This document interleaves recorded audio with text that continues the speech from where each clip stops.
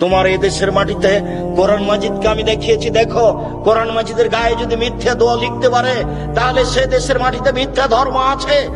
এক পৃষ্ঠা দোয়া আমি আব্দুর রাজ্জাক বলেছি, কিয়ামত পর্যন্ত কোনদিন যদি এই দোয়া রাসূলের দোয়া বলে প্রমাণ হয়, সেদিন আমি আব্দুর রাজ্জাক বিন ইউসুফ আর জাতির সামনে কথা বলবো না।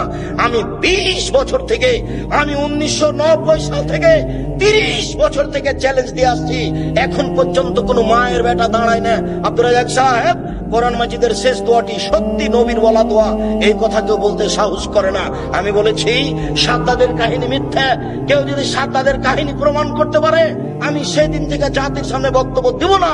আমি বলেছি কোরআন মাজিদ বলতে হবে, কোরআন শরীফ নয়। কেউ যদি কোরআন শরীফ প্রমাণ করে দিতে পারে, আমি সেদিন থেকে জাতির সামনে বক্তব্য দেব না।